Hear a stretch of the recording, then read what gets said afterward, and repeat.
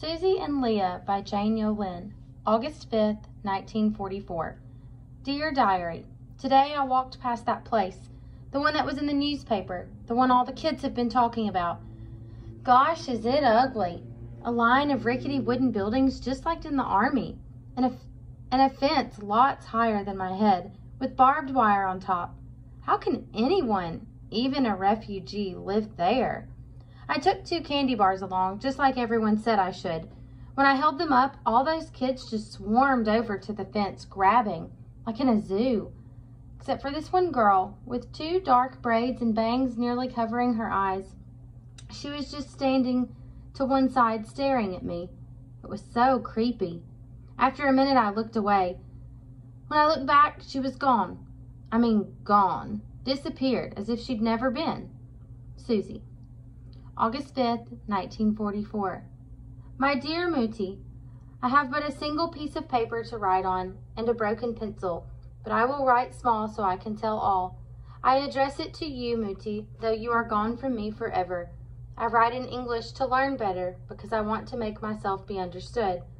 Today another girl came with more sweets, a girl with yellow hair and a false smile. Yanni and Zipporah and Ruth, my friends, all grabbed for the sweets. Like wild animals, like prisoners. But we are not wild animals, and we are no longer prisoners, even though we are still pinned in.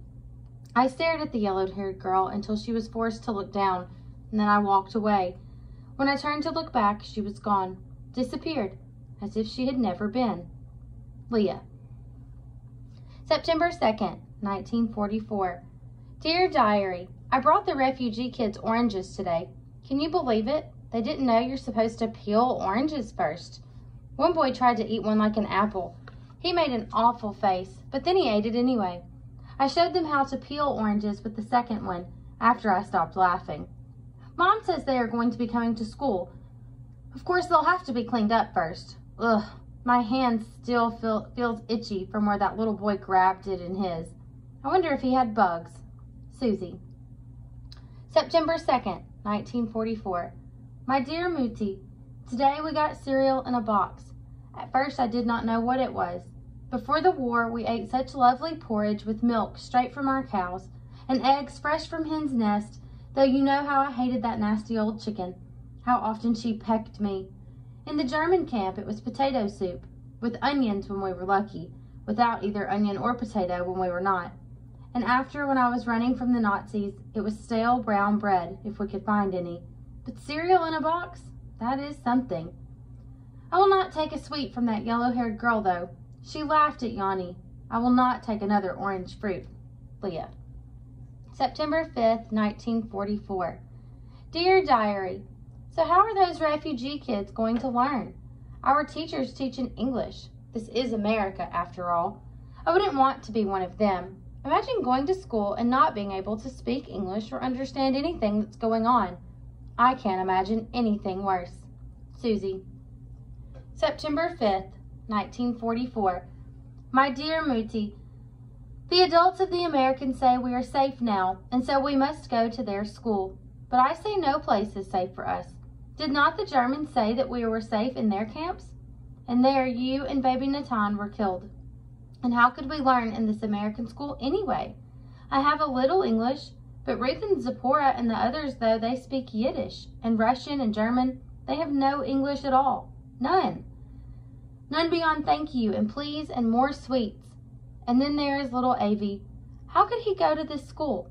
He will speak nothing at all. He stopped speaking, they say, when he was hidden away in a cupboard by his grandmother, who was taken by the Nazis after she swore there was no child in the house.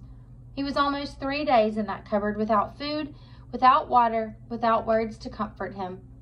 Is English a safer language than German? There is barbed wire still between us and the world. Leah.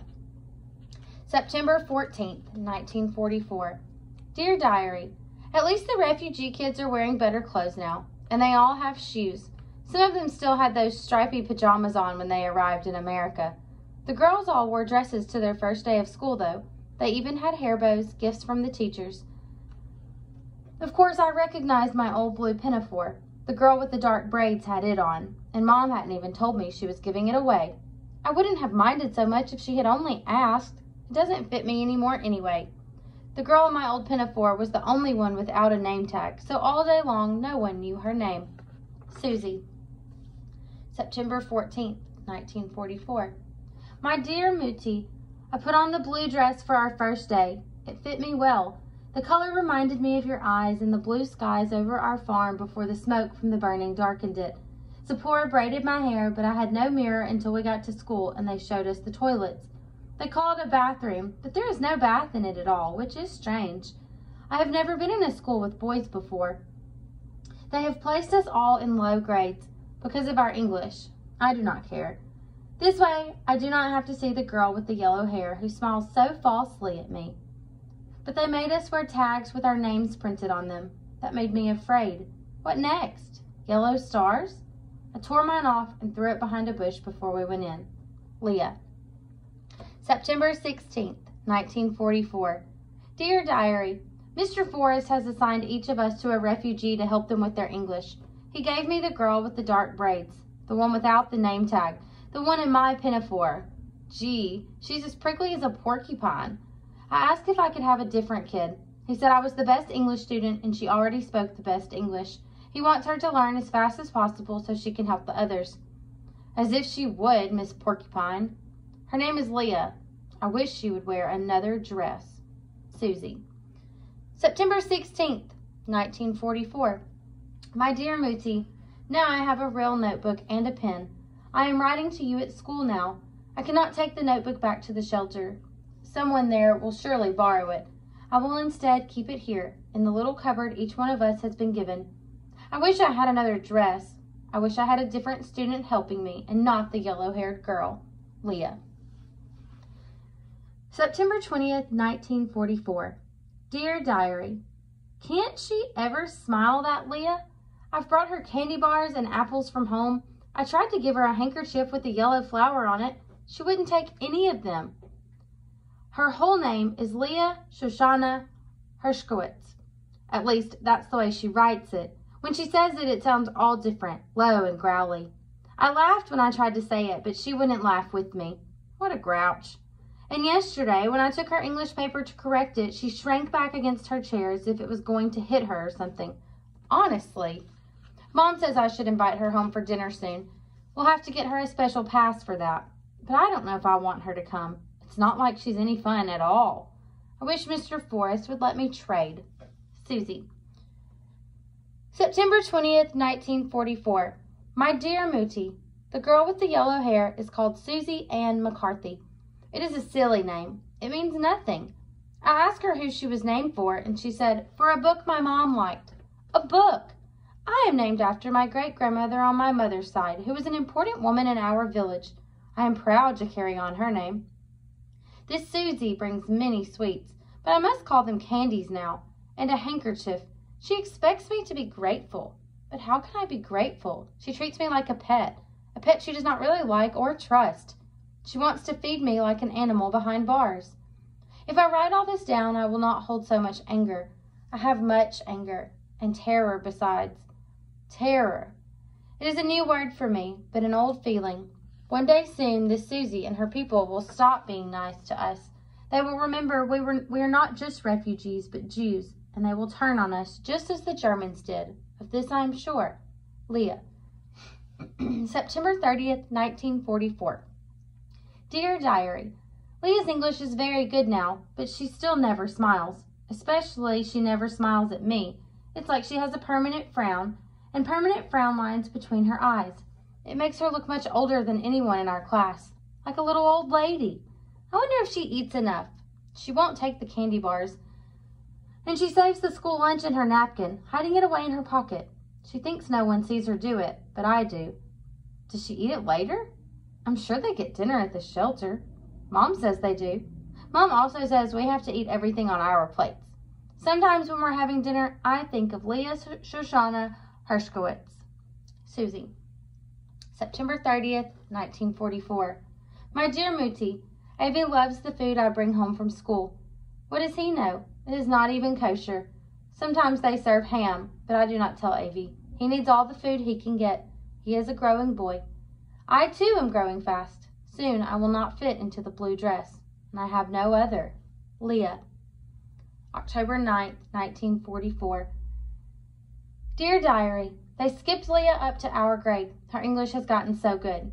Except for some words like victory, which she pronounces victory. I try not to laugh, but sometimes I just can't help it. Leah knows a lot about the world and nothing about America. She thinks New York is right next to Chicago, for goodness sakes. She can't dance at all. She doesn't know the words to any of the top songs, and she's so stuck up she only talks in class to answer questions. The other refugees aren't like that at all. Why is it only my refugee who's so mean? Suzy. October 9th, 1944. My dear Muti, I think of you all the time. I went to Suzy's house because Mr. Forrest said they had gone to a great deal of trouble to get a pass for me. I did not want to go so much. My stomach hurt the whole time I was there. Suzy's Muti was nice, all pink and gold. She wore a dress with pink roses all over it, and it reminded me of your dress, the blue one with the asters. You were wearing it when we were put on the train, and the last time I saw you at the camp with Natan. Oh, Muti, I had to steel my heart against Suzy's mother. If I love her, I will forget you, and that I must never do. I brought back food from her house, though, for Avi. I could not eat it myself. You would like the way Avi grows bigger and stronger. He talks now, but only to me. He says, "More, Leah, please." And he says light for the sun. Sometimes when I am really lonely, I call him Natan, but only at night after he has fallen asleep. Leah. October 10th, 1944. Dear Diary, Leah was not in school today. When I asked her friend Zipporah, she shrugged. She's ill in her stomach, she said. What did she eat at your house? I didn't answer nothing, though that would have been true. She hid it all in her handkerchief Mom gave her. Mom said, she eats like a bird. How does she stay alive? Suzy. October 11th, 1944. Dear Diary, they've asked me to gather Leah's things from school and bring them to the hospital. She had to have her appendix out and nearly died. She almost didn't tell them she was sick until too late. Why did she do that? I would have been screaming my head off with the pain. Mom says we have to visit, that I'm Leah's American best friend. Ha! We're going to bring several of my old dresses, but not my green one with the white trim. I don't want her to have it, even if it doesn't fit me anymore. Suzy. October 12th, 1944. Dear Diary, I did a terrible thing. I read Leah's diary. I'd kill anyone who did that to me. At first it made no sense. Who were Muti and Natan, and why were they killed? What were the yellow stars? What does kosher mean? And the way she talked about me made me furious. Who did she think she was, little Miss Porcupine? All I did was bring candy and fruit and try to make those poor refugee kids feel at home. Then, when I asked Mom some questions carefully so she wouldn't guess I had read Leah's diary, she explained. She said the Nazis killed people, mothers and children as well as men, in places called concentration camps, and that all the Jews, people who weren't Christians like us, had to wear yellow stars on their clothes so they could be spotted blocks and blocks away. It was so awful I could hardly believe it, but Mom said it was true. How was I supposed to know all that? How can Leah stand any of us? How could she live with all that pain? Suzy. October 12th, 1944. My dear Muti, Suzy and her mother came to see me in the hospital. They brought me my notebook so now I can write again. I was so frightened about being sick. I did not tell anyone for a long time, even though it hurt so much. In the German camp, if you were sick and could not do your work, they did not let you live. But in the middle of the night, I had so much fever, a doctor was sent for. Little Avi found me. He ran to one of the guards. He spoke out loud for the first time. He said, "Please, for Leah, do not let her go into the dark." The doctor tells me I nearly died, but they saved me. They have given me much medicines, and soon I will eat the food, and they will be sure it is kosher too. And I am alive. This I can hardly believe. Alive. Then Suzy came with her Muti, saying, "I am sorry. I am so sorry. I did not know. I did not understand." Suzy did a bad thing. She read my notebook. But it helped her understand. And then, instead of making an apology, she did a strange thing. She took a red book with a lock out of her pocket and gave it to me. "Read this," she said, And when you are out of the hospital, I have a green dress with white trim I want you to have. It will be just perfect with your eyes. I do not know what this trim may be, but I like the idea of a green dress. And I have a new word now as well. It is this: diary. A new word, a new land, and it is just possible, a new friend. Leah.